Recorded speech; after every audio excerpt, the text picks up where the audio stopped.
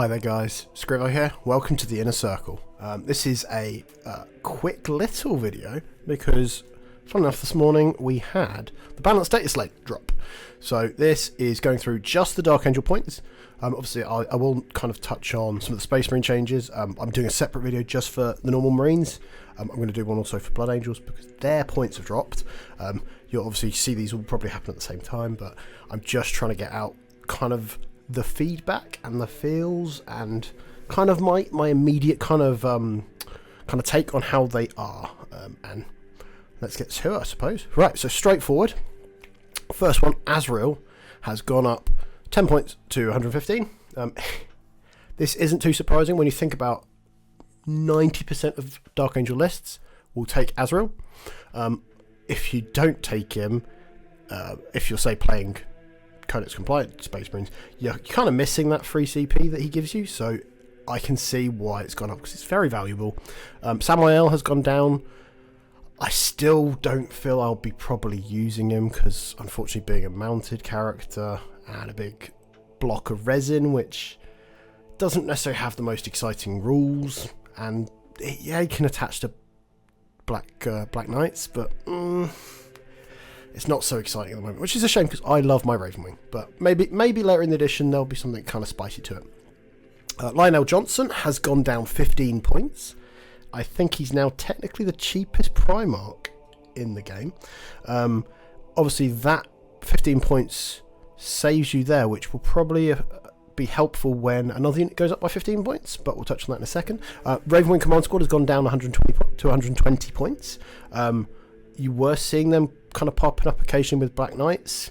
It's a cute unit, but I still find, especially on UKTC format or WTC boards, moving mounted stuff around is quite challenging, especially if you're not in a detachment with Advance and Charge. So that's why I don't think we see it as much. So they've kind of given that bit of a nudge just to help, I think. The thing that we were seeing a lot of, though, Deathwing Knights, 135 has gone up to 150.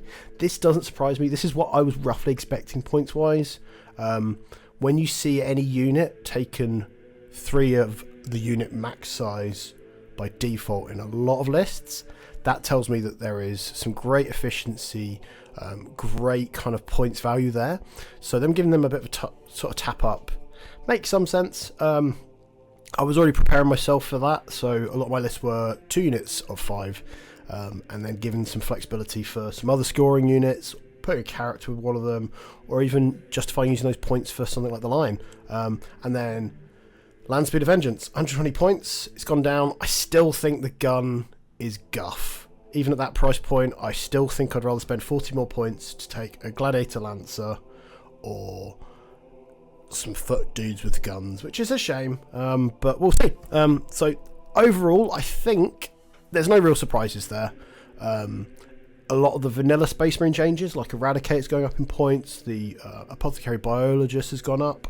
That doesn't surprise me because that was stuff we were, as a faction, the Gladius Task Force lists, especially post WTC with John Lennon's kind of list and Innes's lists, very much leaning into that with the Repulsor.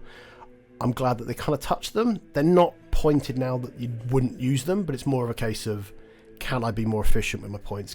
Is it justifiable to take, say, Hellblasters instead?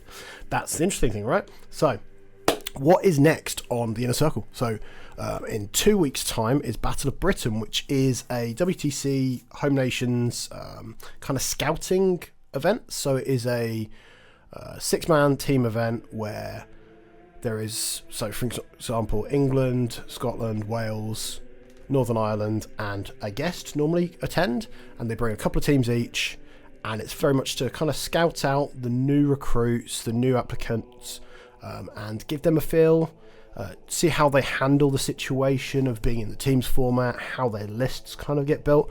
I'm attending. I'm captaining one of the 3 Welsh teams, which should be nice and exciting. I am going to probably take Dark Angels. Even with the Balance Dataslate, I don't feel they've changed enough that I'm not going to want to take them.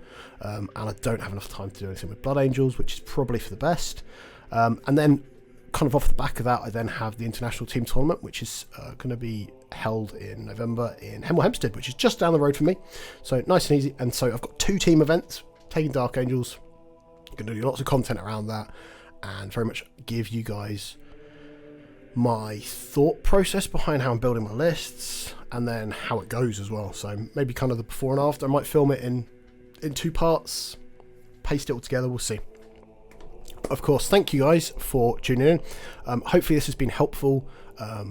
Don't forget to like the video, and if you really enjoyed it, don't forget to subscribe to the channel, and if you really like it, please become a YouTube member. It really does help us. And drop me a comment below. What do you think unit-wise was missed? Because I think this is always interesting. There's always something that people go, oh, what about that? Why didn't they give that bit of a tap? But until next time, guys, take care.